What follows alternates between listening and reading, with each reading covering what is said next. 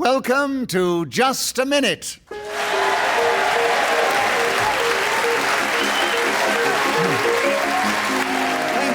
Thank you. Hello. My name is Nicholas Parsons, and as the Minute Waltz fades away once more, it is my pleasure to welcome our many listeners, not only in this country, but throughout the world, those who listen to us via Radio 4, BBC 7, the Internet, or on the World Service. And also, it's a huge pleasure to welcome to the programme 4 exciting individual and talented personalities. We have back with us 2 people who played the game quite a number of times. We have Scotland's finest and most entertaining broadcaster, Fred MacAuley. We have a multi-talented and ubiquitous Gyles Brandreth. And we have 2 who have not played it quite so often, but there's always a joy to have them here. That lovely actress, comedian and journalist, Maria McErlane, and a very talented comedy performer and also a comedy writer, Nick Revell. Please welcome all 4 of them. As usual, I am going to ask them to speak on a subject that I will give them, and they will try and do that without hesitation, repetition, or deviation. Beside me sits Janice Staplehurst, and she's going to help me keep the score, and she'll blow a whistle when the 60 seconds are up. And this particular edition of Just a Minute is coming from the Bonar Hall in that wonderful University of Dundee, or Dundee University as it's usually referred to, in Tayside. And we have a very excited, voracious and vociferous student audience, supplemented by a lot of the good people of Angus and further afield, who've come to cheer us on our way as we start the show this week with Fred MacAuley, and of course we have with our Scottish representative. Fred, the subject is doing 2 things at once. Can you tell us something about that subject in this game, starting now? I'm sure that I'll win the favour of half the audience when I say that doing 2 things at once is something that women manage to do much better than men. They can listen to a conversation, conduct, chat. And Gyles is challenged. A little hesitation. A little hesitation, yes. But enough. Enough? You are going to convince me. All right, Gyles, I will allow that little hesitation. You see how it's going to be? You can see how it's going to be, right? And so Gyles gets a point for a correct challenge. He takes over the subject of doing 2 things at once, and there are 48 seconds starting now. I agree entirely with Fred that this is something that the female of the species is an expert at, and in fact I'm currently on a course organised by my first wife. Do not misunderstand me, I'm still married to her, I just call it that to keep her on her toes, in which she is instructing me in the art of being able to do 2 things at once. I'm learning to do this by not interrupting her, not trying to answer every question before the question has actually been put, and then I found there is a downside to getting in touch with my feminine side, and that is that unfortunately I can no longer park the car. But I am able to rub my tummy and at the same time pat my head. This means that I can simultaneously do 2 totally contrasting yet rather remarkable human endeavours, and I feel quite proud that I've become so adept at this multi-versatility. Maria has challenged you. Well, there was a word there that was, in that amongst that flow that I didn't recognise, which was inhuman. Inhuman? Yes, I didn't know what that is. I think he was going at such a pace we would allow an inhuman for an inhuman. That was what it meant to be, was it? I imagine it was meant to be that. Oh, yes. The inhuman is the person who has factor X. Gyles, another point to you. Got 7 seconds to finish the subject, doing 2 things at once, starting now. The most difficult sort of accomplishment is to... Now, Maria, yes. You've already had a difficult. Yes, we did have a difficult. There was hesitation as well. I was trying to do 2 things at once, you see, and I'm not very good at it. So, Maria, you have a point of correct challenge. And there are 6 seconds for you to tell us something about doing 2 things at once, starting now. Doing 2 things at once. Nick Joe. Hesitation. Yeah, there was. I was breathing. No, you weren't. I must explain to our listeners she was actually demonstrating, and they were absolutely carried away because she stretched herself and she showed her full bosom. Beautiful and wonderful. That wasn't my full bosom. It was rather exciting. She was actually showing us 2 things at once. This is grossly unfair. I'm sitting beside her. I can't see what's going on.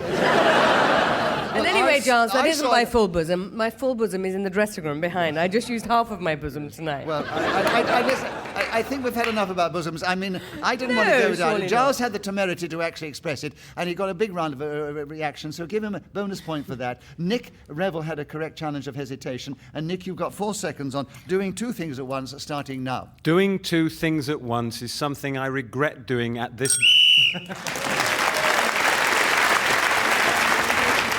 Nick Revell gets a point for that. You were speaking as the whistle went, and so... Nick Revell, will you take the next round? The subject is a parallel universe. That's a tough one, isn't it? Seconds thought, and then you carry on 60 seconds if you can, starting now. Parallel universe and how to describe it in just a minute. Well, a job for Stephen Hawking rather than me, but I'll try. Imagine, if you will, the male... Charles, challenge you. Yes, I felt a little assistance was needed. There was, yeah. I felt he wanted me. There Well, was I mean, hesitation. we could have gone for deviation, Stephen Hawking without an S, but instead we waited until the hesitation was there, and the momentum had sort of disappeared. Giles, So I felt... I was slowing down. I know you're a little bit hyper because your train arrived just 2 minutes before we started the recording, but you don't need to lay it on. I'm as high as a kite, to be honest. Yes. I'm absolutely... It's the combination of Valium, Benzedrine, and rather an amusing person I picked up in Forfar. It's little wonder he was late if the train came via Forfar.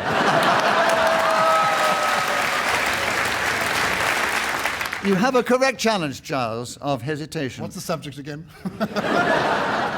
You need to be reminded, because it is a tough one. A parallel universe, 50 seconds starting now. In my parallel universe... Nick challenged. I don't want to be Hesitation, you're quite pedantic, but I right. thought there was Yes, a you've little got it bit of back a again. hesitation there. Definitely, Charles. You never got it. You got started. Nick, you got it back.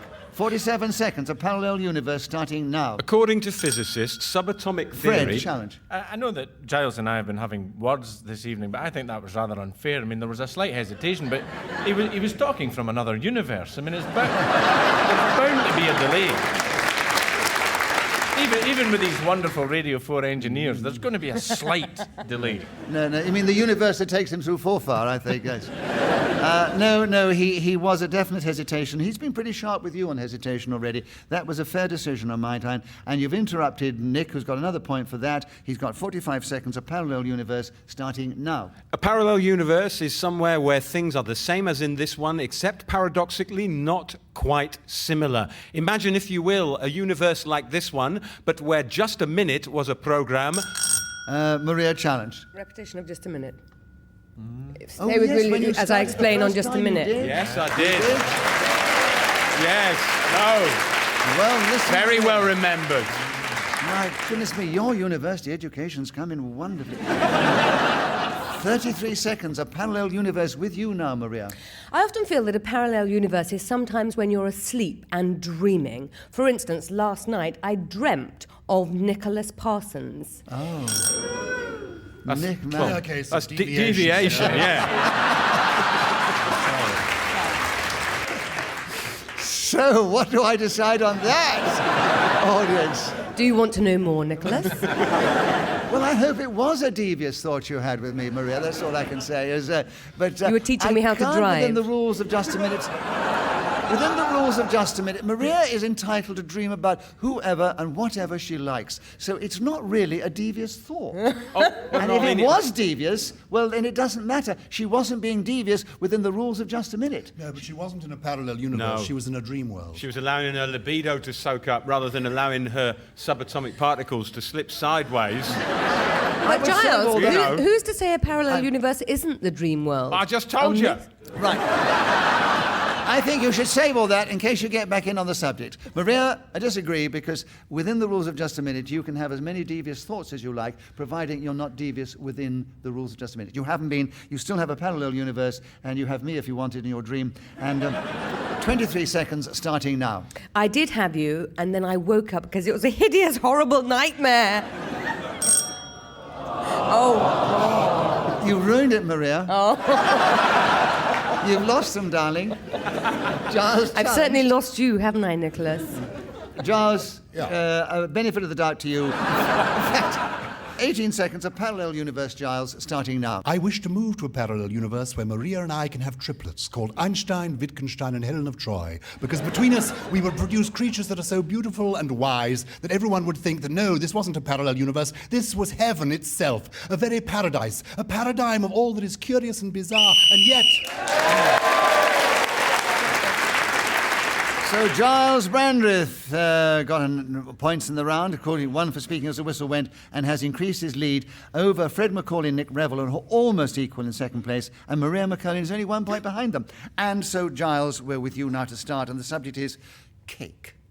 Tell us something about cake in just a minute, starting now. Jane Asher was the first truly beautiful woman to sleep in my bed. Maddeningly, I was elsewhere at the time. But she did explain to me the brilliance of cake in all its manifestations, Battenberg, Christmas, sponge. But she said to me, the prince of cake is always Dundee, because it comes from a heritage that is unique. There is to it a quality of fruit, a texture that is just inalienable. There is something when you stir a cake from that particular part of the world that makes you feel magic itself. You don't need to throw in the odd sixpenny piece as you do with a Yuletide cake. No, this is a kind of gâteau for people who have intellect, who have persuasion, who have a quality in their water. Fred, your light came on, but I didn't hear your buzzer. Let's see if your buzzer's working. Yes, it is working, but the light came on, so I take the challenge, yes? I feel terrible about this because I was so enjoying Gyles's Dundee cake, but there were two who's. Yes, and you have as well. Right, so there we are. So a correct challenge, yes, it was good. But you restrained yourself for 42 seconds, so 18 seconds are available anyway. With you, Fred, on cake starting now. A man walked into our baker's shop in Paisley and saw a pile of pies and went to grab the one off the top, and the baker said, "Get your hands off the wedding cake." Clearly, this is something that would not occur in a fine city like Dundee, which is Gyles is already...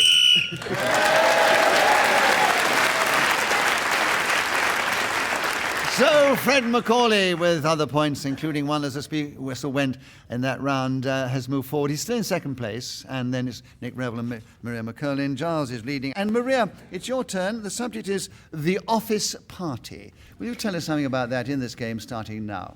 This is the time of year for the office party where you can tell Kevin in accounts just about his hygiene problem and photocopy your bottom should you choose to. You can also use it to blackmail many of your colleagues by videotaping their antics whilst in the stationery cupboard. Of course, they may choose to take out a contract on you, but it's a lovely way to think, every day I go onto that boring office. Gyles challenge. Hesitation? Yes. Major hesitation, I think, but either side, it doesn't matter because it's correct, and you have the subject, and you have 38 seconds, and you have the office party starting now. When I went to the office party, I was excited to find that Ricky Gervais was actually there, celebrating the success of the series named after, well, I can say it, can't I? The Office. He and all the other people celebrating were behaving in a most Nick Revell challenge. I think there was a repetition of There was celebrating. Celebrating, wasn't yes. Could have been. Celebrating, yes. Could have been. Yeah. So, Nick, another point to you. You're in on the office party with 21 seconds starting now. One of the worst things about being self-employed is that when you have an office party, you're the only one who goes. On the other hand, there is the advantage that you're always certain that you're going to pull if you want to. I don't have a photocopier, but I've just got one of those new phones so that I can take pictures of my genitals with that. Soon... I think the whistle came just in time. But you were speaking as the whistle went, and again another point, and you've moved forward, but you're still in third place. But it doesn't matter. I mean, we loved it. And Nick, it's your turn to begin as well. The subject is Latin. And this academic atmosphere, what a wonderful subject to talk about. Latin, tell us something about it. Just a minute if you can, starting now. A mo, a mus, a mut, a monk, a mink, a minibus, as John Lennon conjugated comically the Latin verb to love, proving that Latin, which is often thought of as a daunting, dusty and dull subject and indeed language, can be fun. Caesar adsum jam forte, Pompey adorat. Nonsense, of course, but a macaronic gag. And then there's Catullus, who we learnt at school. He did a poem about getting ready for a party and sending his invitation.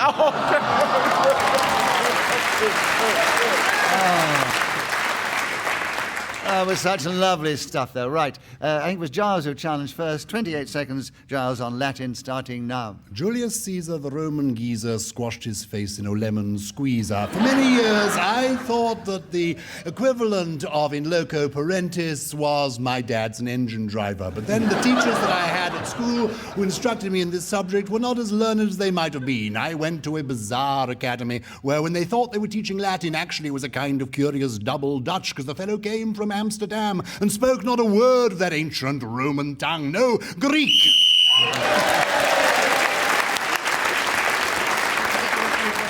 Well, Gyles got another point then and has increased his lead at the end of the round, and he also begins the next round. Gyles, a senior moment. Oh, it's got a little frissons in the audience.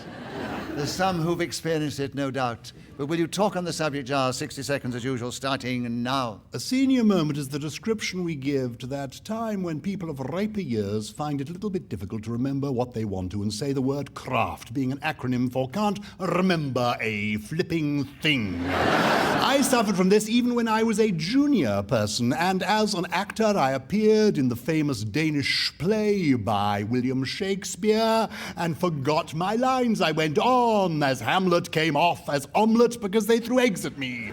It was humiliating, and it was the effect of actually not having the proper recall that eventually now I have reached seniority. Nick Jones, yes? I know it's spiteful, but there was a little sort No, of... it's the game. It's the game. No, it was spiteful. That's what I'm saying. No, I was trying to be spiteful. Oh, I see. Yeah. It was, I don't think so. I mean, the pace he goes, his hesitations are a little smaller than others, but it was a correct hesitation. So, Nick, you have the subject, and you have 25 seconds. Tell us something about a senior moment starting now. I almost had a senior moment then when I couldn't remember what the subject was, but it was a senior moment, and I'll tell you something else. The subject is a senior moment. Gyles challenge. And the subject has been repeated twice. And the subject, you repeated subject. Oh! Yes. Oh, I see. When you said you could repeat the subject, I thought you meant repeat the subject. Oh.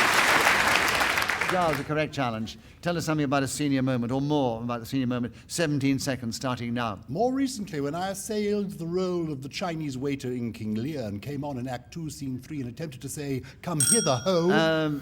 Maria challenge. How recently was this, Gyles?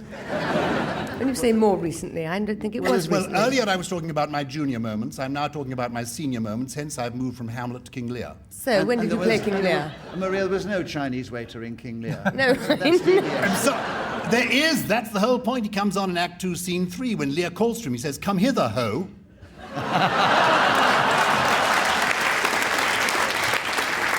Give Gyles a point for the round of applause that he was searching for, and Maria a point for a correct challenge, and she takes over the subject of a senior moment with 10 seconds starting now. I had a recent senior moment when I found myself in the middle of the stairs, not being able to remember if I was going up or going down. Two goings! Fred got in. I hadn't a clue why I buzzed, but thankfully. Two goings, that'll do me fine. Sometimes if you give it away, sometimes they can overlook it. But Fred got in with 3 seconds on a senior moment starting now. I sincerely hope that my senior moments are going to be... So Fred MacAuley got points in that round, and he's got more. He's keeping up on Gyles, who's still in the lead. He's a little way ahead of Nick Revell, and he's a little way ahead of Maria McErlane. That's the situation. And Maria, it is your turn to begin. The subject is making ends meet. Gosh. It can all be tied into your dream, can't it? But tell us something about that subject in this game, starting now. Making ends meet is something I think about every time I put on my trousers, when I lie on the bed and can't even get the middle to meet, let alone the beginning. Oh dear, this is all rubbish, isn't it? And prior to that, there was deviation. She is the Deviation? slimmest, trimmest, most dainty creature I've ever seen. She could slip into any pair of trousers. I can't... Can I tell you, Maria dresses so well and so quickly.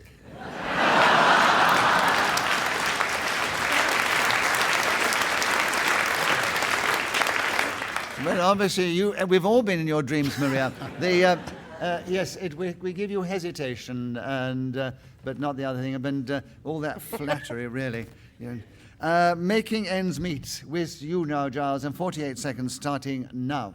Making ends meet is a disaster when it comes to a sandwich recipe, because the whole thing is inside out. What you want to do, of course, is to make the inside meet. Nick Revell challenge. Well, I felt that the was sort of sliding away from you a bit, but also I didn't know what the hell you were on about. But I can give you hesitation, though. Thank you. Right, and you have 38 seconds on making ends meet, Nick, starting now. It's never been a problem for me, because I don't care if I haven't got any money and I can't make ends meet. Then I'll just sell the big issue like Gyles Brandreth was when he came in this morning. He's an example to us all. You just keep going, and if you need to think for a moment, you just... No, Nick, No. Stick to your own routine. Yeah, I know, Stick to your own I know. routine. Leave Gyles to Imitation. his. Yes, imitation.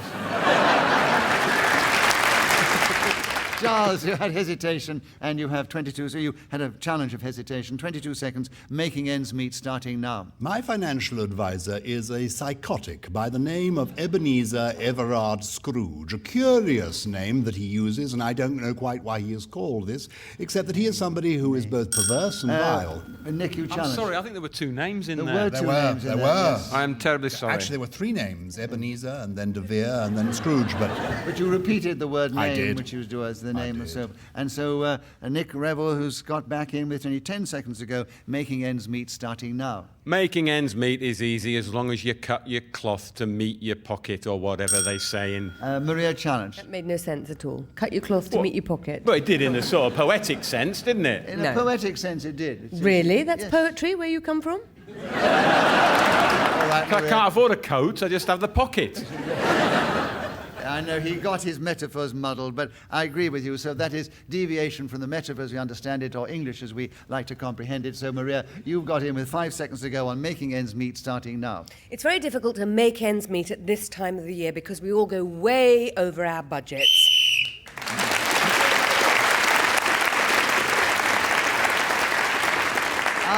So Maria McErlane was again speaking as the whistle went, and she has moved forward. She's almost equal with Nick Revell and Fred MacAuley. They're all very close in a sort of second place behind Gyles Brandreth, who's still in the lead. And we're moving into the final round, and it's back with Gyles to begin, and the subject is origami. So a little moment to think about it, Gyles. Then will you go on origami, if you can? 60 seconds starting now. Origami is the ancient Chinese practice of paper folding. Nick challenged. Sorry, matey, it's I believe it's Japanese, so that It would be is indeed, deviation. yes.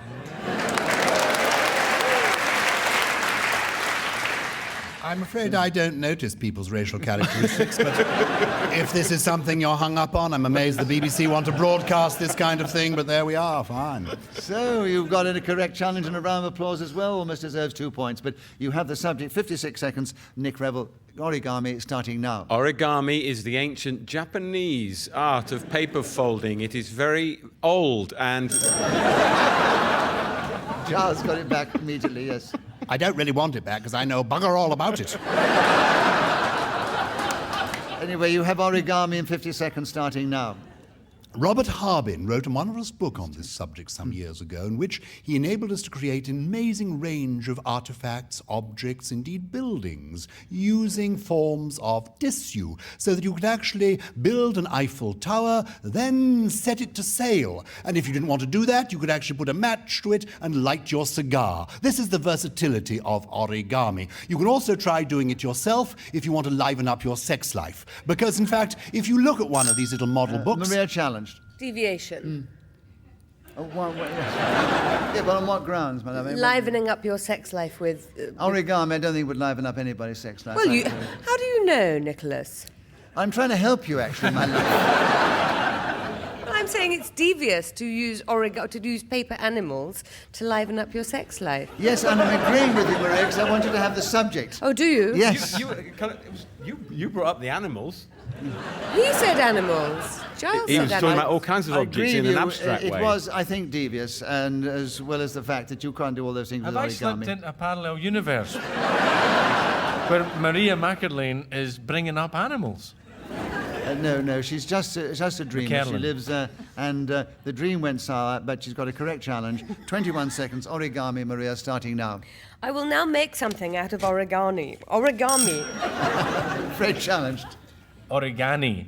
I made a mistake. I corrected it very quickly. It was too late. It's But I'm anyway. so going off you, Nicholas.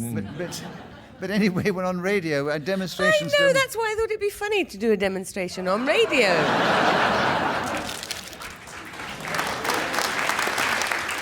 maybe origami is the Chinese paper folder. Look, Tell us something about origami. bird. There are 17. What is it? it's a bird. Not a very good I one. must explain to our listeners that the fun that's happening now is Maria took her piece of paper, threw it, shared it up, and that was the noise. She threw it over there, and Fred looked down his nose at it. He's got the subject of origami. 17 seconds starting now. Origami can be found in Chapter 3 of the Good Sex Guide, but only if you pull page 47 out and fold it up into a model of the Eiffel Tower and set fire to it, sail it down the Seine, and who knows where it might end up, perhaps in the bordello of a Parisian... Nick challenge. I hate to do it to you, but it was hesitation, It was wasn't it? hesitation. Nick, and you've cleverly got in with 2 seconds to go on origami starting now. Origami, folding paper.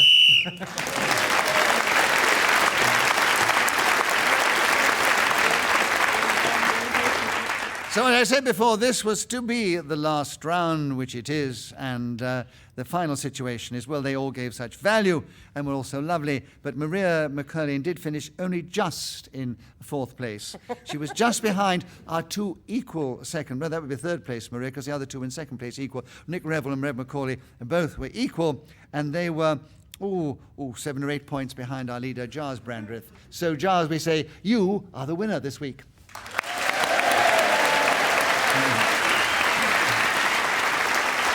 So, it only remains for me to say thank you to these 4 delightful players of the game, Fred MacAuley, Maria McErlane, Gyles Brandreth and Nick Revell. I also thank Janet Staplehurst for helping me with the score and blowing her whistle so delicately. We thank our producer, who is Chris Neal. We are indebted to Ian Messiter, who created this game.